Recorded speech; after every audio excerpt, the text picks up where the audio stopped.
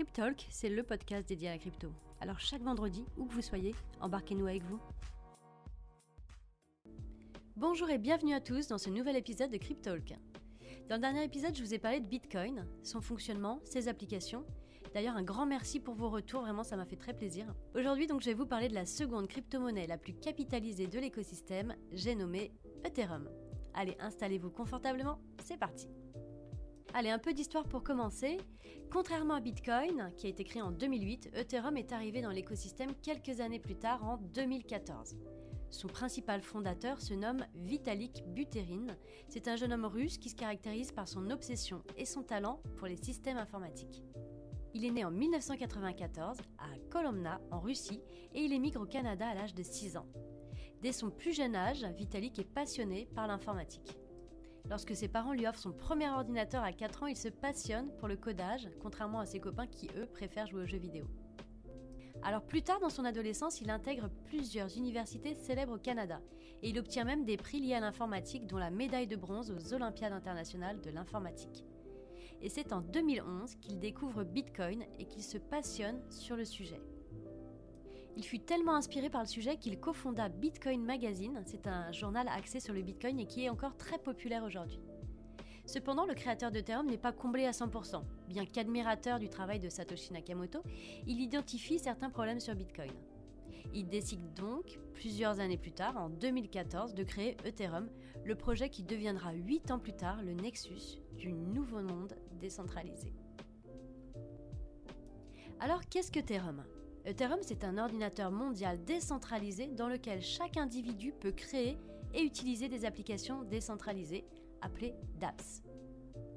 Ces applications, elles sont construites sur ce qu'on appelle des contrats intelligents, ou encore appelés des smart contracts. Ce sont des lignes de code stockées sur la blockchain faisant office de contrat qui s'appliquent si une ou plusieurs conditions sont réunies. Ethereum utilise le protocole de consensus Proof of Work via le mining.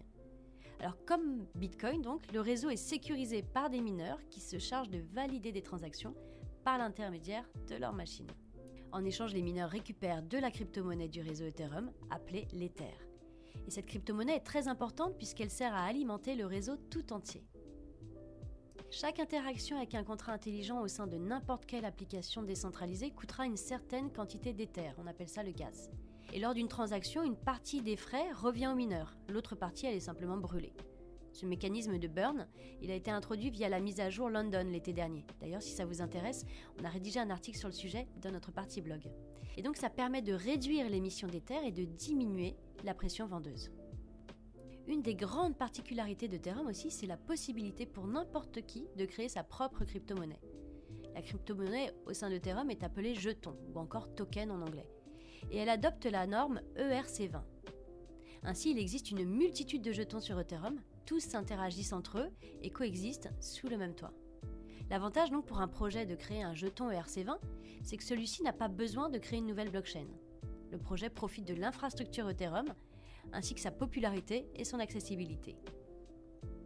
Nous allons voir maintenant ce qui est possible de faire de concret avec Ethereum. Vous allez voir, il y a plein de possibilités. Donc comme on l'a vu à l'instant, n'importe qui peut créer son application décentralisée. Depuis 2017, un nouveau monde financier est apparu grâce à ces applications. Je pense certainement que vous avez déjà entendu parler de la finance décentralisée ou encore le DeFi. Le DeFi, c'est un monde financier décentralisé qui est construit sur des dApps. Elle permet d'effectuer un nombre important de cas d'usage, comme par exemple échanger 2 jetons entre eux sans passer par une plateforme d'échange centralisée, contracter un prêt rapidement ou encore participer à une décision de vote d'une organisation décentralisée. Et la particularité de la finance décentralisée est que celle-ci ne repose pas sur des tiers de confiance. Personne ne va vous demander qui vous êtes, d'où vous êtes, ce que vous faites. Il n'y a pas de KYC en DeFi. Donc tout le monde peut y accéder à condition de disposer d'un portefeuille Ethereum et d'une connexion Internet. Une autre encore grande application se situe au niveau des NFT. Pour ceux et celles qui ne savent pas ce que c'est, ce sont des jetons qui sont non fongibles, c'est-à-dire des jetons uniques et identifiables. Et il existe aujourd'hui des milliers d'NFT, certains plus utiles que d'autres, et leurs applications sont vraiment multiples et variées. En tout cas, ce qui est sûr, c'est qu'ils permettent de prouver l'appartenance d'un objet à une personne. Les NFT aujourd'hui sont très populaires et de grandes entreprises comme Visa, McDo, Burger King ou autres en possèdent. On va aborder maintenant les problèmes d'Ethereum. C'est vrai que bien que Ethereum soit la blockchain d'infrastructure la plus utilisée, celle-ci présente tout de même quelques problèmes. La demande sur la blockchain étant trop importante, les frais de transaction du réseau ils explosent. À l'heure où j'enregistre ce podcast, un simple échange de 2 jetons via une plateforme d'échange décentralisée comme Uniswap coûte environ $100. Alors c'est très embêtant, vous comprendrez bien, car pour une blockchain qui se dit accessible à tous, payer $100 à chaque action rend Ethereum inutilisable pour les petits portefeuilles. Et donc c'est pour ça que l'équipe d'Ethereum travaille depuis plusieurs années sur une transition vers une nouvelle version du réseau appelée Ethereum 2.0. Cette nouvelle version de la blockchain concerne la migration du protocole de consensus actuel d'Ethereum, à savoir la preuve de travail vers la preuve d'enjeu. Cette migration elle est assez importante car les mineurs deviendront les validateurs. Ils devront par conséquent détenir et stacker des Ethers pour valider les transactions sur le réseau.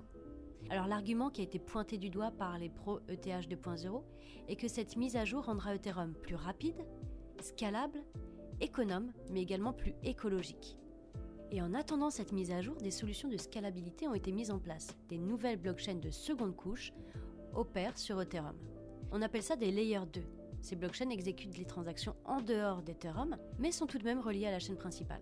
Elles permettent donc de pallier à ce problème de scalabilité du réseau, même si les Layer 2 sont parfois pas tous aussi décentralisés qu'ils n'y paraissent. Et donc voici, c'était une brève introduction à Ethereum. Si je devais résumer en une phrase, je dirais que c'est le cœur d'un nouveau monde digital décentralisé. L'Ether est aujourd'hui la seconde crypto-monnaie la plus capitalisée derrière Bitcoin. À l'heure de l'écriture de ce podcast, l'Ether vient de franchir son plus haut historique. Il se négocie actuellement à $4 455. Son écosystème connaît également une très forte adoption. La valeur totale verrouillée dans la finance décentralisée sur Ethereum a dépassé $168 milliards. Ce podcast est maintenant terminé. Merci beaucoup de l'avoir écouté. J'espère qu'il vous aura plu. Si c'est le cas, je vous invite à liker le podcast, le mettre en favori pour ne rater aucun épisode. C'était Chloé de Filmaning. Je vous dis à très bientôt.